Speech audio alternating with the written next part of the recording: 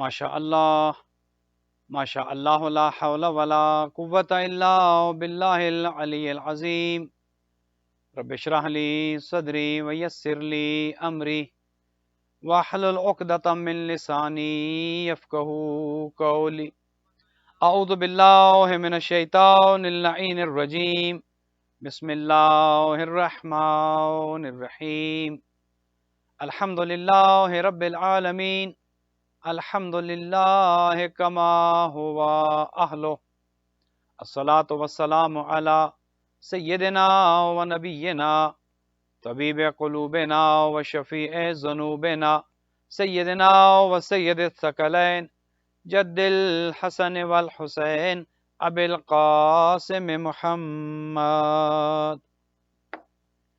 वस्सलातु वस्सलामु अला अहले बैतिहि तय्यबीन अत्ताहिरीन अल मासूमीन अल गुर्रिल मयामीन अल मुंतजबीन अल मुकर्रमीन अल्लज़ीना अज़हबल्लाहु अन्हुमुर रिज्सा व तहहरहुम तत्हीरा।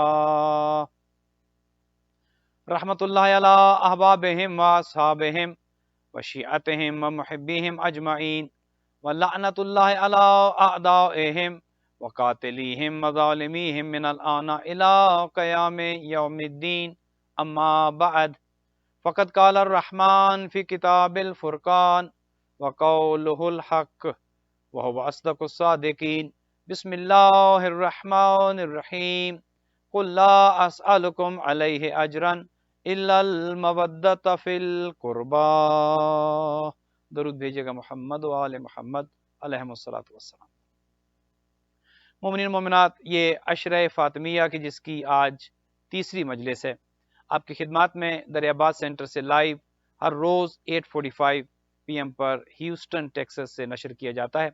और इन मजालिस को 10 रोज़ा मजालिस को स्पॉन्सर किया है डॉक्टर रज़ा रिजवी ने।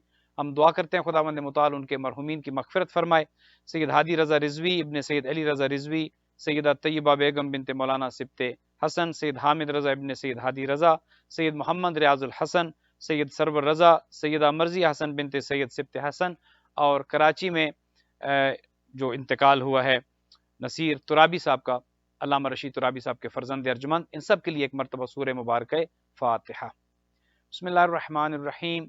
अल्हम्दुलिल्लाहि रब्बिल आलमीन अर्रहमानिर्रहीम मालिक यौमिद्दीन इय्याका नअबुदु व इय्याका नस्तईन इहदिनस सिरातल मुस्तकीम सिरातल लज़ीना अनअमता अलैहिम गैरिल मग़ज़ूबि अलैहिम वलद्दाल्लीन। बिस्मिल्लाहिर्रहमानिर्रहीम। कुल हुवल्लाहु अहद अल्लाहुस समद लम यलिद वलम यूलद वलम यकुल्लाहु कुफुवन अहद। बिस्मिल्लाहिर्रहमानिर्रहीम। कुल हुवल्लाहु अहद अल्लाहुस समद लम यलिद वलम यूलद वलम यकुल्लाहु कुफुवन अहद। बिस्मिल्लाहिर्रहमानिर्रहीम। कुल हुवल्लाहु अहद अल्लाहुस समद लम यलिद वलम यूलद वलम यकुल्लाहु कुफुवन अहद। अल्लाहुम्मा अग़फ़िर लिल मुअमिनीन वल मुअमिनात वल मुस्लिमीन वल मुस्लिमात अल अहयाए मिनहुम वल अमवात ताबिअ लहुम बैनना व बैनहुम फ़िल ख़ैरात इन्नका मुजीबुद दअवात इन्नका अला कुल्लि शैइन क़दीर। और मोहम्मद वाले मोहम्मद सलावत। मोमिनीन मोमिनात, आपकी खिदमत में आज ये तीसरी मजलिस, और आप जानते हैं कि इसमें हम खातून जन्नत खातून क़यामत हज़रत फ़ातिमतुज़ ज़हरा सलामुल्लाहि अलैहा के हवाले से गुफ्तगू कर रहे हैं। और पहली 2 मजालिस में हमने एक मुकदमा कायम किया, और हम चाहते ही हैं कि जितने भी मौज़ूआत हैं उनको किसी हद तक हम इन 10 मजालिस में छू सकें और कुछ सवालात के जवाबात भी आपकी खिदमत में अर्ज़ कर सकें। लेकिन किसी भी शख्सियत को जानने के लिए, पहचानने के लिए, उसकी मारिफत हासिल करने के लिए बहुत सी चीज़ों की ज़रूरत होती है। उसकी शख्सियत के मुख्तलिफ़ गोशों को, मुख्तलिफ़ ज़ावियों को देखना पड़ता है, तब जाकर वो शख्सियत खुलकर सामने आती है। एक अलमिया जो हमारे यहाँ है उम्मत मुस्लिमा में, और वो अलमिया ये है कि खातून जन्नत खातून क़यामत दुख्तर नेक अख्तर लख्त जिगर पैगम्बर नूरे नज़रे हुजूर अकरम को सही मानों में पहचाना नहीं गया।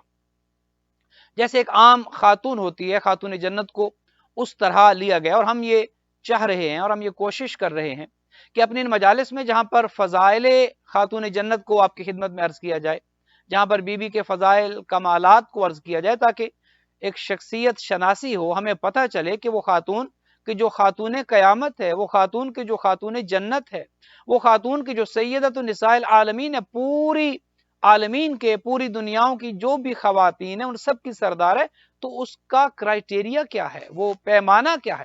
اللہ سبحانہ و تعالیٰ نے اگر یہ مقام و مرتبہ دیا ہے تو کیوں دیا ہے؟ کل کی مجلس میں آپ نے سنا، ہم نے آپ کی خدمت میں عرض کیا کہ حضرت حوا کو یہ مرتبہ نہیں ملا، حضرت آسیہ کو یہ مرتبہ زن فرعون کو نہیں ملا، حضرت مریم کے جو معصومہ ہیں اور خداوند متعال نے ان کی طہارت کا ذکر خود قرآن حکیم میں کیا، لیکن اپنے زمانے کی خواتین کی سیدہ اور ان پر انہیں برگزیدہ بنایا۔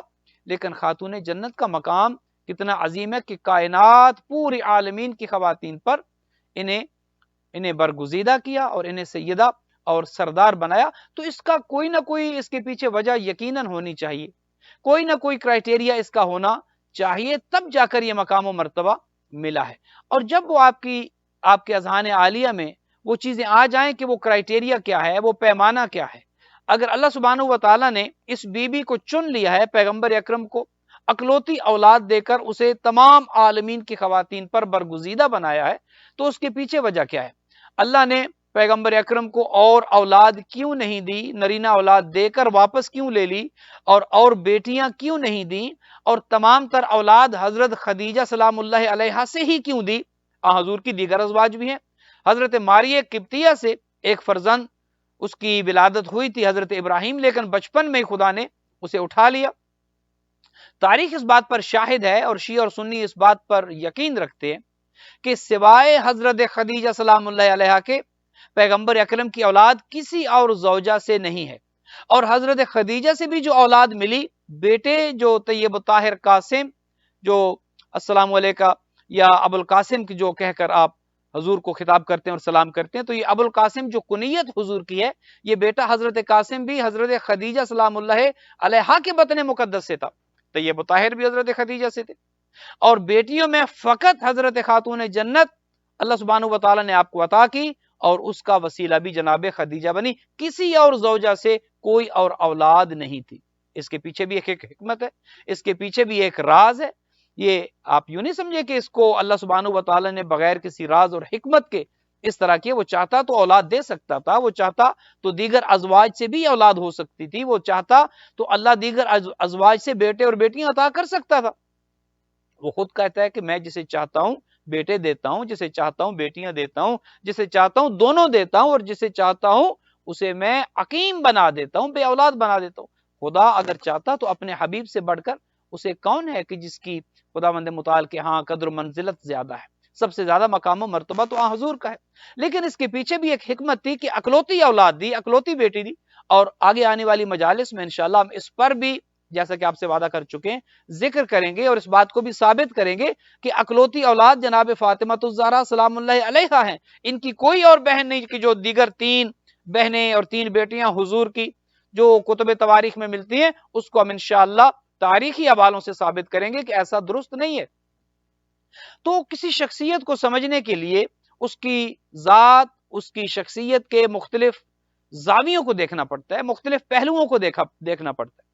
اب خاتون قیامت کی اگر معرفت نہیں ہے، دنیا کما حق ہو تو خیر کوئی بھی نہیں سمجھ سکتا، لیکن اگر دنیا کو آج معرفت نہیں ہے، خاتون جنت ایک معصومہ بی بی، پاک و پاکیزہ بی بی کی جس کی طہارت کی گواہی قرآن دیتا ہے، اسے ان افراد کے مقابلے میں لا کھڑا کیا جاتا ہے کہ جو افراد 40 سال تک خود اسلام نہیں لے کر آئے تھے، جو خود بتوں کی پوجا کیا کرتے تھے، جو خود بتوں کو اپنا خدا مانتے تھے، ان کا مقایسہ اور ان کا موازنہ کیا جاتا ہے اس بی بی کے ساتھ کہ جس کی طہارت کا ذکر قرآن میں ہے، جسے حضور یہ کہتے ہیں کہ فاطمہ تو بضعۃ منی، فاطمہ تو میرا ٹکڑا ہے، حضور کا ٹکڑا ہے فاطمہ۔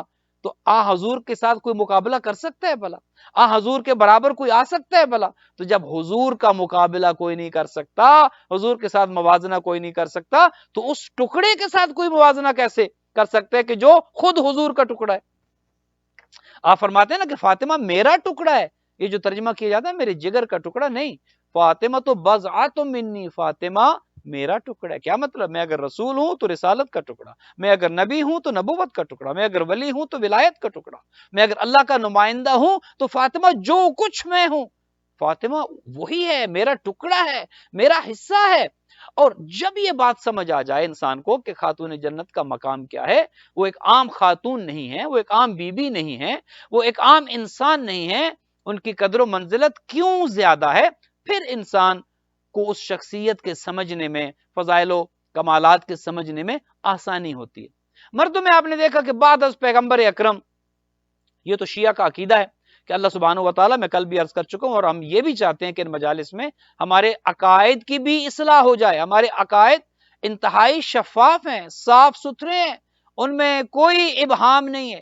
یہ جو مکس کرتے ہیں کہ خدا کے کام کون سے ہیں اور اہل بیت کے کام کون سے ہیں، خدا کیا کیا کرتا ہے اور خدا نے ان کو کیا کیا اختیارات دے رکھے ہیں، یا خدا ان کو اختیارات دے کر فارغ ہو چکا ہے، یہ ساری چیزیں ہم انشاءاللہ واضح کریں گے کہ خدا خالق ہے، باقی سب اس کی مخلوق ہے، اور خداوند متعال علی کل شیء قدیر ہے، وہ محتاج نہیں ہے معاذ اللہ، وہ کوئی مشیر نہیں رکھتا، وہ کوئی وزیر نہیں رکھتا، وہ کوئی مددگار نہیں رکھتا، وہ اپنی ذات میں، اپنی صفات میں، اپنی عبادت میں وہ واحد و یکتا ہے، اس کا کوئی شریک نہیں ہے۔ یہ تشیع کی توحید ہے، اور اس کو بھی چاہیے کہ عام کیا جائے، چونکہ آج کل کچھ ایسے عقائد کو پھیلایا جاتا ہے کہ جو بعض اوقات تشیع کے عقائد سے متصادم ہوتے ہیں، تشیع کے عقائد کے ساتھ ان کی ٹکر ہوتی ہے۔ تو خاتون جنت کا مقام و مرتبہ سمجھنے کے لیے یہ سمجھنا پڑے گا کہ مردوں میں اللہ سبحانہ و تعالیٰ نے جو مقام و مرتبہ حضور کو دیا ہے وہ کسی کو نہیں دیا، اور میں نے کل بھی عرض کیا تھا کہ جو خاتون جنت کو مقام دیا وہ کسی کو نہیں دیا۔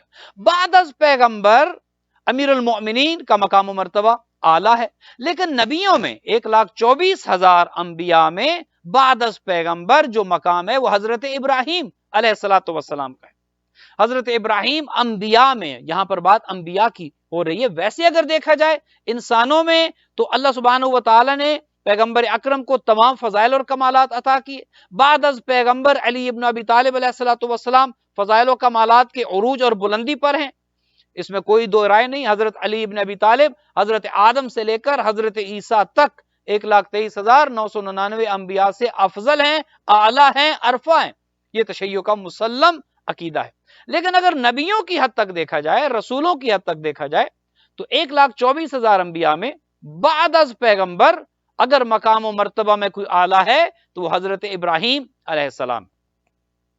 کبھی آپ نے سوچا ہے کہ اللہ سبحانہ و تعالیٰ نے جو حضرت ابراہیم کو اتنی فضیلت دی ہے، حضرت نوح نے بھی 2,500 سال عمر پائی، 950 سال تو وہ اپنی قوم میں خدمت کرتے رہے، اور اتنی اذیت دی جاتی کہ پتھروں کے ڈھیر تلے دب جایا کرتے، اور جب بھی اٹھتے پھر کہتے قولوا لا الہ الا اللہ تفلحوا، خدا کو ایک مانو، خدا کو وحدہ لا شریک مانو، اور پھر اللہ سبحانہ و تعالیٰ کی تعریف کرتے نظر آتے۔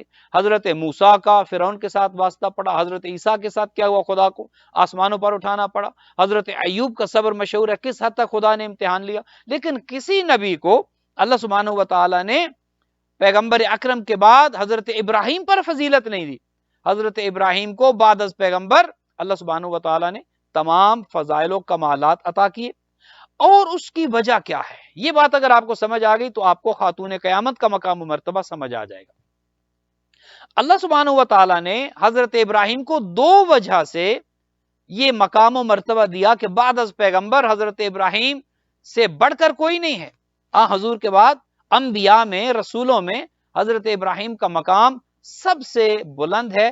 اس کی 2 وجوہات تھی۔ علماء یہ لکھتے ہیں، اور آیت اللہ عبد الحسین دست غیب یہ لکھتے ہیں کہ اللہ سبحانہ و تعالیٰ نے 2 خصوصیات ایسی تھیں حضرت ابراہیم میں کہ اللہ نے انہیں چن لیا اور بعد از پیغمبر فضائل و کمالات کا مرکز بنایا انبیاء میں۔ اور وہ فضائل کیا تھے؟ ایک تو حضرت ابراہیم کی خوبی یہ تھی کہ کبھی کسی سائل کو خالی ہاتھ نہیں لوٹاتے تھے، یہ بہت بڑی خوبی تھی حضرت ابراہیم میں۔ جو کوئی سائل آ گیا، حضرت ابراہیم کبھی کسی سائل کو خالی واپس نہیں پلٹاتے تھے، ایک چیز۔ دوسری چیز یہ کہ حضرت ابراہیم سوائے خدا کے کسی اور سے سوال نہیں کرتے تھے۔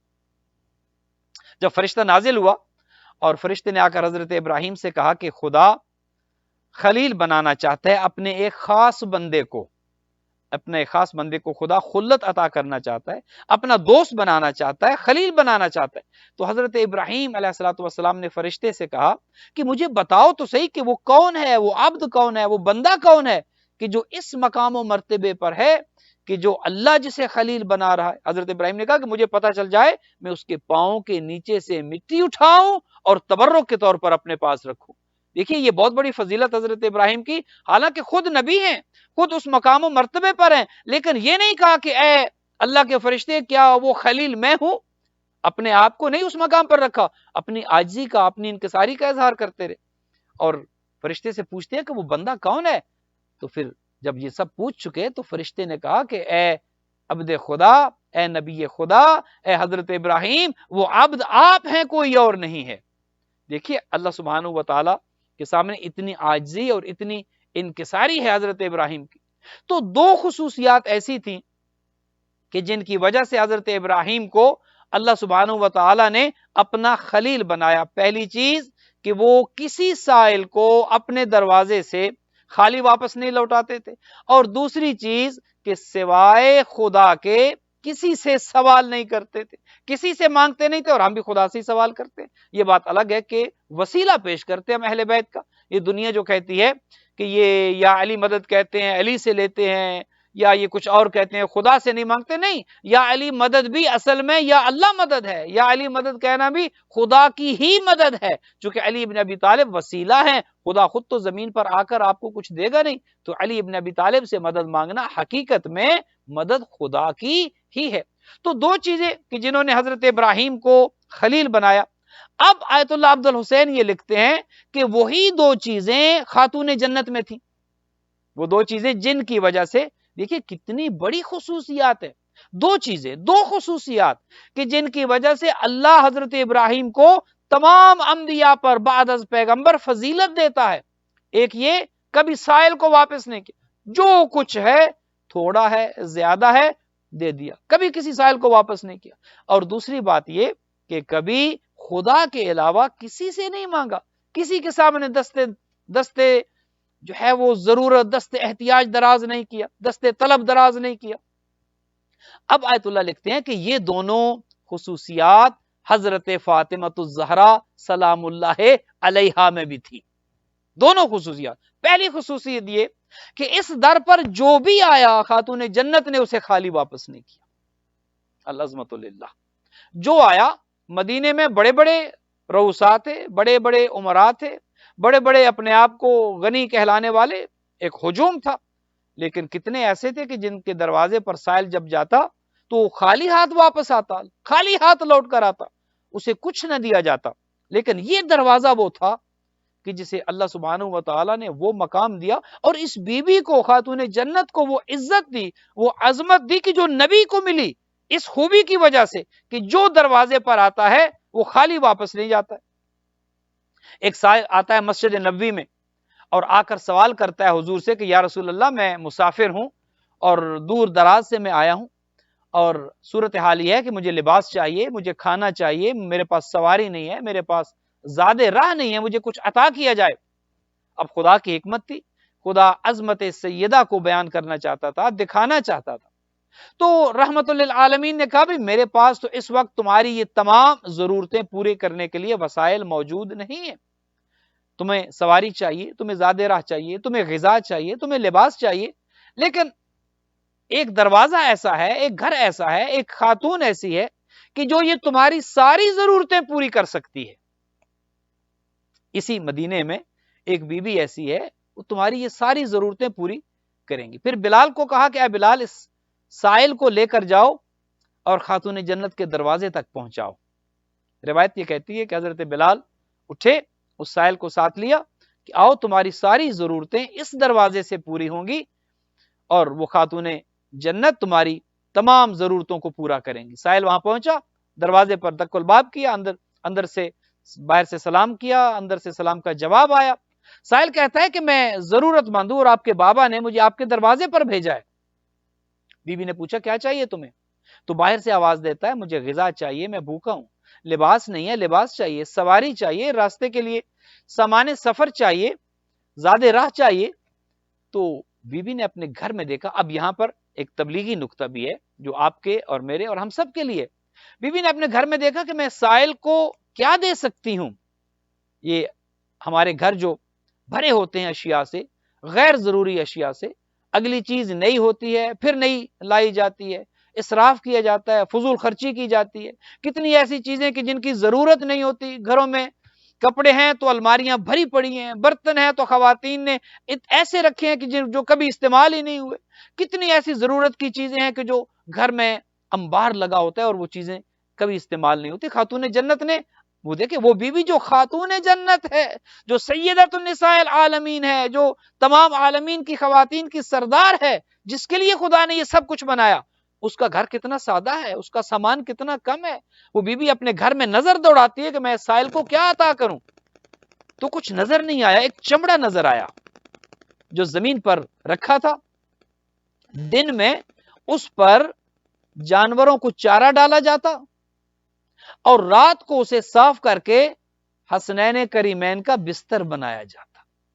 اللہ اکبر، یہ اہل بیت ہیں ہمارے جن کو مانتے ہیں ہم، ان کی اتباع بھی ضروری ہے۔ ان کی زندگی دیکھیے اور آئیے ہماری زندگی دیکھیے۔ وہ جو جوانان جنت کے سردار ہیں ان کی زندگی دیکھیے، وہ جو خاتون قیامت خاتون جنت ہیں ان کی زندگی دیکھیے۔ چمڑا، دن کو اس پر جانور کو چارہ ڈالا جاتا ہے، رات کو اسے صاف کر کے حسنین کریمین کا بستر بنا دیا جاتا ہے۔ بی بی نے جب دیکھا اور تو کچھ ہے نہیں جو میں سائل کو دوں، اسی چمڑے کو اٹھایا اور سائل کو دیا۔ سائل نے دیکھا، اس نے کہا یہ تو میری ضرورت پوری نہیں کرے گا، مجھے کھانا چاہیے، لباس چاہیے، راستے کے لیے پیسے چاہیے، سواری چاہیے، یہ میری ضرورت کو پورا نہیں کرے گا۔ بات ذہن میں رکھیے گا، حضرت ابراہیم کو خلیل خدا بنایا، کیوں بنایا؟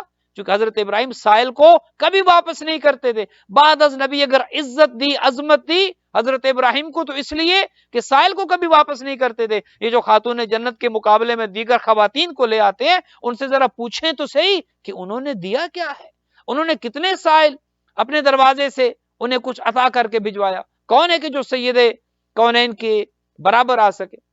چمڑا دیا سائل کو، وہ کہتا ہے کہ بی بی یہ تو میری ضرورت پوری نہیں کرے گا، مجھے تو کچھ اور چاہیے۔ چمڑا واپس رکھا۔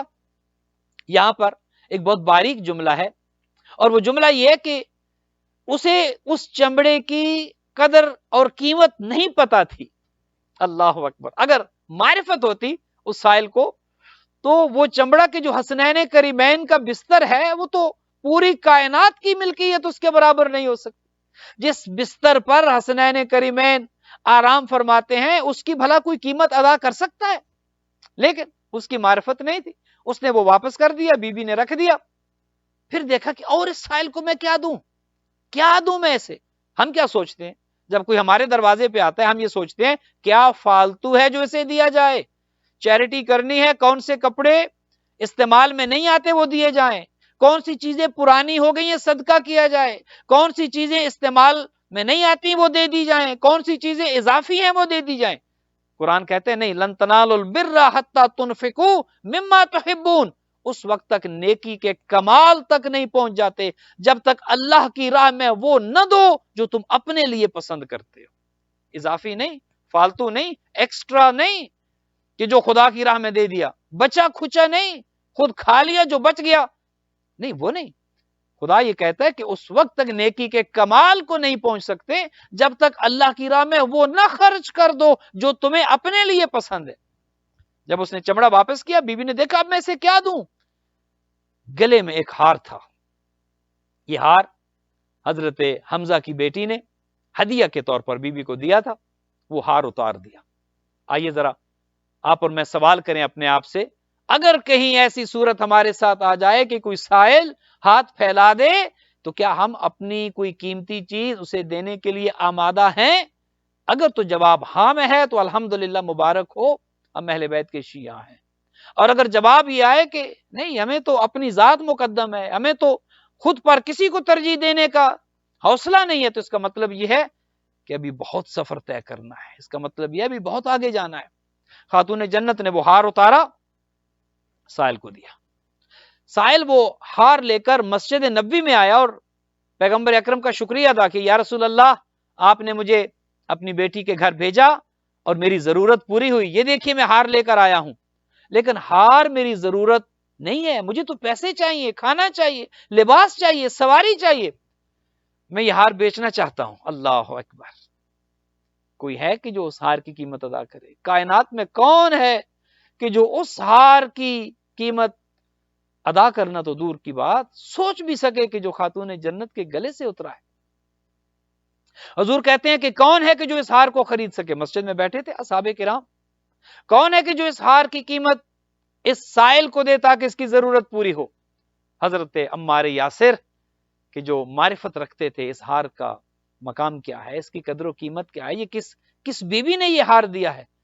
حضرت عمار یاسر اٹھے، خیبر کی جنگ کے بعد جو مال غنیمت ملا تھا اس میں سے کچھ پیسے حضرت عمار یاسر کے پاس بچے تھے، کہا یا رسول اللہ یہ ہار میں خریدتا ہوں۔ 200 درہم اور 20 دینار اس سائل کو دیے، لباس بھی دیا، اچھی نسل کا اونٹ اسے سواری کے طور پر بھی دیا، اچھا کھانا کھلایا اور ہار اس سے لے لیا۔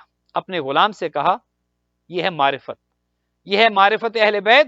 لوگ کہتے ہیں کہ شیعہ اصحاب کو نہیں مانتے، کس نے کہہ دیا؟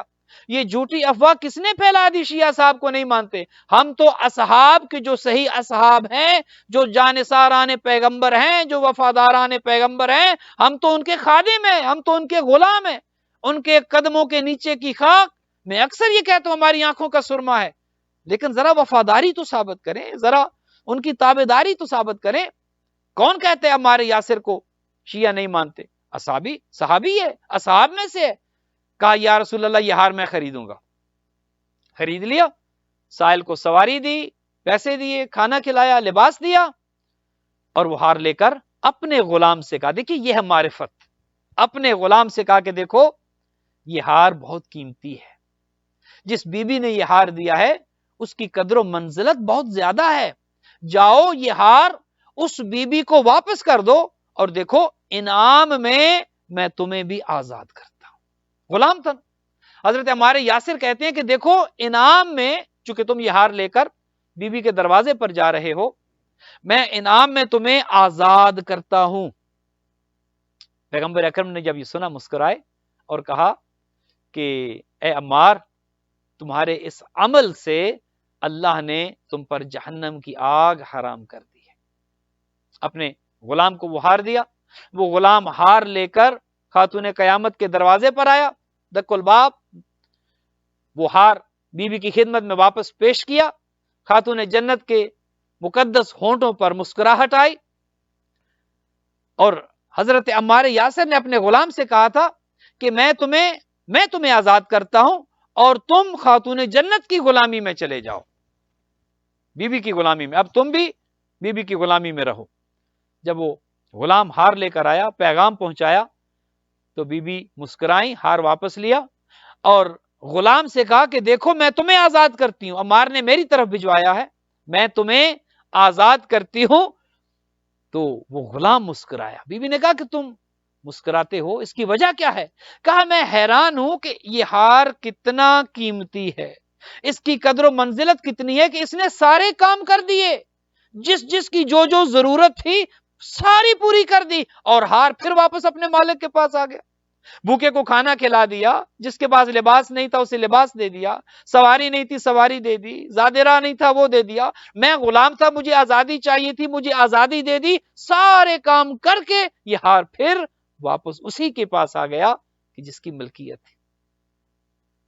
جب اللہ کی راہ میں اس حد تک آپ چلے جاتے ہیں، پھر خدا وہ مقام دیتا ہے جو حضرت ابراہیم کو خلت کا دیا، خلت پہنائی، حضرت ابراہیم کو خلیل بنایا، تاج خلعت عطا کیا۔ اور خواتین میں خاتون جنت کا مقام کیوں ہے؟ وہ اس وجہ سے کہ جس طرح وہ خوبی اللہ کے نبی خلیل خدا رکھتے تھے۔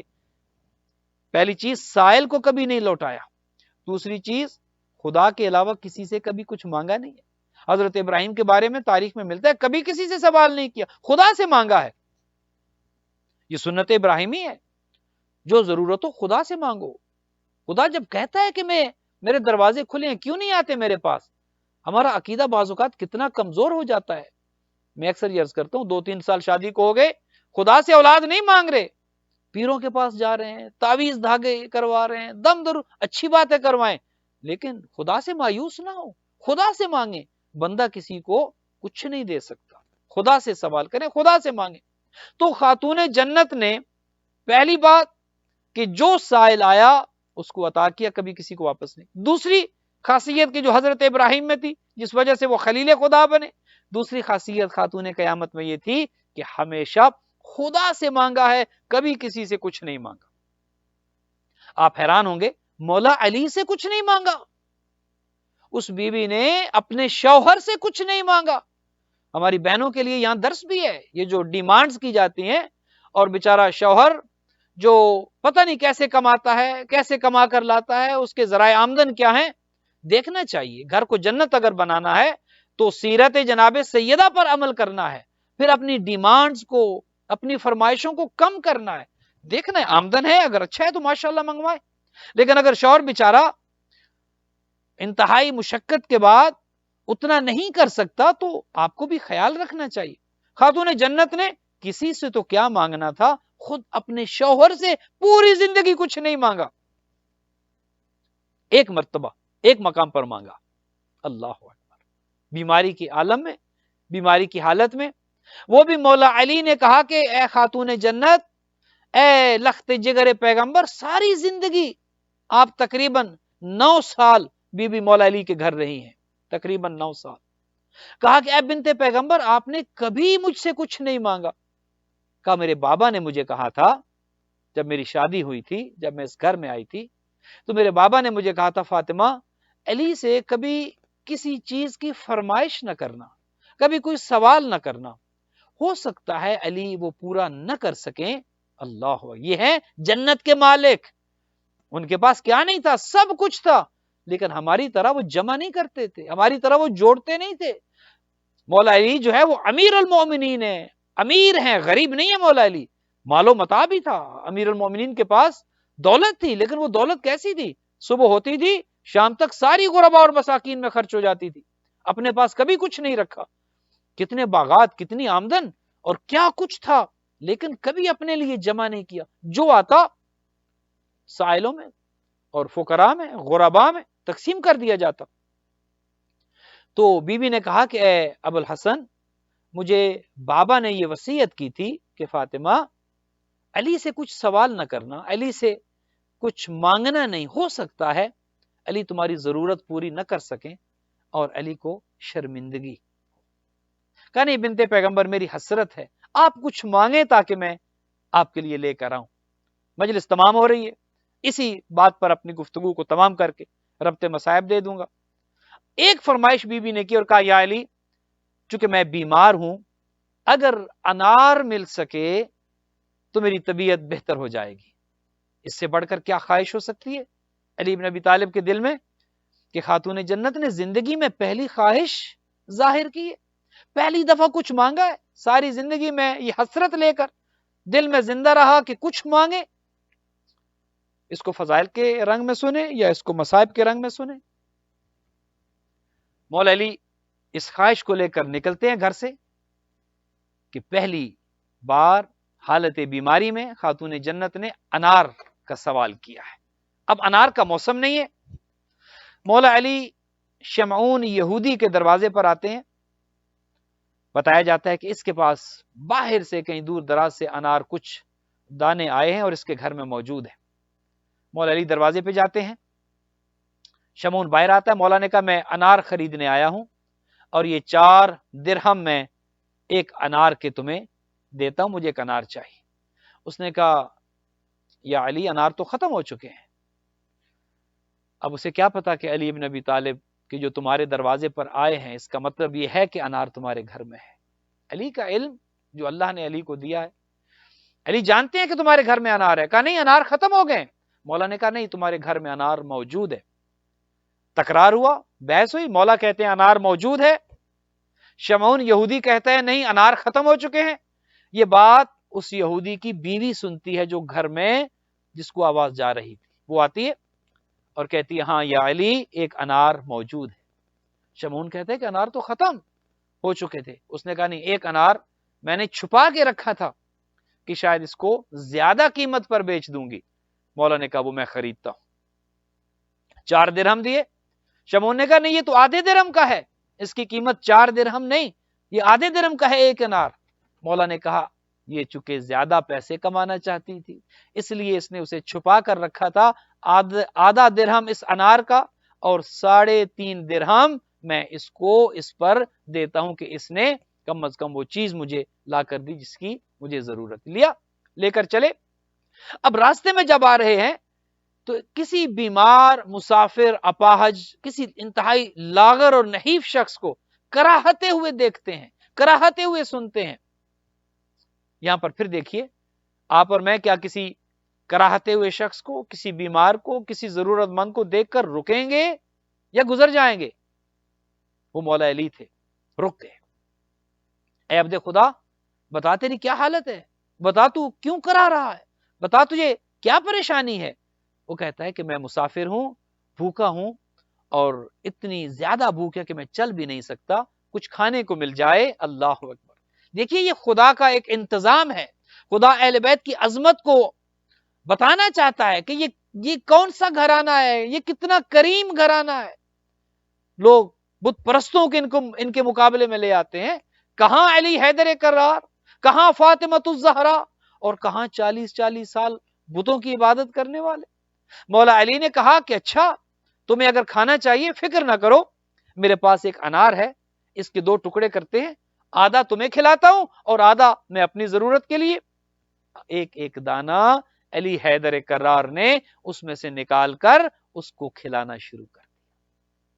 امتحان تھا، خدا امتحان لینا چاہتا تھا۔ آدھا انار جب کھلا چکے، اجازت چاہی، وہ شخص کہتا ہے کہ اے عبد خدا، میری حالت بہتر ہوئی ہے، اگر اتنا اور کھلا دے۔ اللہ اکبر، اللہ اکبر! اتنا اور کھلا دے تو میری جان میں جان آ جائے گی۔ وہ جو آدھا بچا تھا، ایک طرف ہے کہ جناب سیدہ نے زندگی میں پہلی دفعہ کوئی چیز مانگی ہے، زندگی میں، اور ایک طرف خدا کا وہ ایک عبد ہے جو غریب ہے، فقیر ہے، مسکین ہے، لاغر ہے، ضرورت مند ہے۔ وہ آدھا انار محبت خدا میں اسے کھلا دیا، قربتاً الی اللہ اسے کھلا دیا۔ اب واپس آتے ہیں، دل میں یہ خیال ہے اور یقیناً ہونا بھی چاہیے کہ زندگی میں پہلی دفعہ کچھ مانگا اور وہ بھی نہیں لا سکا۔ دروازہ کھول کر جب گھر میں داخل ہوتے ہیں تو کیا دیکھتے ہیں کہ جس مسند پر بی بی تشریف فرماتی، وہاں پر ایک تشت رکھا ہے اور وہاں پر اعلیٰ نسل کے انار موجود ہیں۔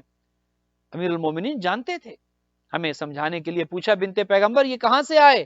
کہا یا علی، ابھی کوئی شخص آیا تھا کہ یہ علی نے بھجوائے۔ اللہ اکبر! 2 چیزیں حضرت ابراہیم کو جنہوں نے خلیل بنایا، اللہ کی راہ میں جب سائل آیا کسی کو واپس نہیں کیا، اور دوسری چیز سوائے خدا سے کبھی کسی سے نہیں مانگا، تو وہ بی بی اسی مقام و منزلت پر ہے کہ جو مقام و منزلت اللہ سبحانہ و تعالی نے اپنے نبی کو خلیل بنا کر دیا۔ لیکن ایک فرق ہے، وہ فرق یہ ہے حضرت ابراہیم کا امتحان لیا اور خاتون جنت کا بھی امتحان لیا، دونوں امتحانوں میں فرق ہے۔ حضرت ابراہیم سائل کو واپس نہیں کرتے تھے، حضرت ابراہیم خدا کے علاوہ کسی سے نہیں مانگتے تھے، خاتون جنت بھی وہی کام کرتی تھی۔ لیکن جب بات قربانی کی آتی ہے، جب بات مصائب کی آتی ہے، تو حضرت ابراہیم پیچھے رہ جاتے ہیں، خاتون جنت آگے بڑھ جاتی ہیں۔ حضرت ابراہیم کو اللہ نے 2 بیٹے دیے، اسحاق اور حضرت اسماعیل، دونوں میں سے اللہ نے ایک مانگا، اللہ نے ایک کی قربانی مانگی، دونوں نہیں مانگے۔ اور وہ ایک بھی جو اللہ نے مانگا، اس کے گلے پر بھی خلیل خدا نے چھری رکھی، آنکھوں پر پٹی باندھی، اسماعیل کے ہاتھ پاؤں باندھے، ایک بیٹا خدا امتحان لے رہا تھا، خلیل خدا نے چھری چلا دی، جنت سے دمبا آیا، دمبا ذبح ہو گیا، اللہ نے خلیل خدا کا بیٹا حضرت اسماعیل بچا لیا، اور یہ کہا کہ وَفَدَيْنَاهُ بِذِبْحٍ عَظِيمٍ، اے ابراہیم ہم نے تمہاری اس قربانی کو کسی بڑی قربانی سے بدل دیا ہے، کوئی آئے گا، چونکہ تمہیں جو مقام ہم نے دیا ہے تمہاری قربانی کی وجہ سے، اس سے بڑھ کر ایک قربانی ایک بی بی دے گی، تم ایک بیٹا لے کر آئے ہو، وہ بھی بچ گیا، وہ ایک بیٹا نہیں، وہ اپنی پوری نسل دے دے گی، وہ اپنے سارے بیٹے قربان کر دے گی، وہ اپنی بیٹیاں قربان کر دے گی، وہ اپنی پوری نسل قربان کر دے گی۔ لہٰذا جب بات قربانی کی آتی ہے تو خاتون جنت حضرت ابراہیم سے آگے نظر آتی ہیں۔ نہ فقط یہ کہ اپنی شہادت ہوئی، نہ فقط یہ کہ حضرت محسن شہید ہوئے، حسنین کریمین کی شہادت، خود اہل بیت کے گھر کے مصائب، کتنی قربانیاں تھیں کہ جو خاتون جنت نے دی، اپنی پوری نسل اسلام پر لگا دی۔ اور روایت یہ کہتی ہے کہ جب ہمارے زمانے کے امام کا ظہور ہوگا تو اللہ دو بیویوں کو بھیجے گا۔ جب فرزند زہرا کعبے کے ساتھ ٹیک لگا کر کھڑے ہوں گے تو دو بیویاں آئیں گی، ان کے ہاتھوں میں دو ننھے ننھے لاشیں ہوں گے۔ تاریخ یہ کہتی ہے کہ ایک بی بی فاطمہ بنت اسد ہوگی، ایک بی بی فاطمہ بنت محمد ہوگی۔ جب اپنے لال کو دیکھیں گی، جب مہدی دوراں کو دیکھیں گی تو دونوں پکار پکار کر کہیں گی اے ہمارے لال۔ بی بی فاطمہ بنت اسد کہے گی اے مہدی دوراں، اے زمین کو عدل و انصاف سے بھر دینے والے، یہ دیکھ میرے ہاتھوں پہ محسن کا لاشا ہے، یہ وہ بچہ ہے کہ جو شکم مادر میں شہید ہوا، یہ وہ بچہ ہے کہ جب دروازہ گرا تو محسن شہید ہوا۔ ایک وہ بی بی استغاثہ کرے گی اور ایک بی بی ہوگی فاطمہ بنت محمد جس کے ہاتھ پر علی اصغر کا لاشا ہوگا۔ وہ کہے گی میرے لال مہدی، علی اصغر کا کیا قصور تھا؟ جب حسین اپنے ہاتھوں پر لے کر گئے پانی پلانے کے لیے، کتنا بڑا تیر آیا، من الاذن الی الاذن، صغیر کی گردن چھوٹی تھی، تیر لمبا تھا۔ اے میرے لال، ان دونوں شہیدوں کا بدلہ بھی تو نے لینا ہے۔ الا لعنت اللہ علی القوم الظالمین وسیعلم الذین ظلموا ای منقلب ینقلب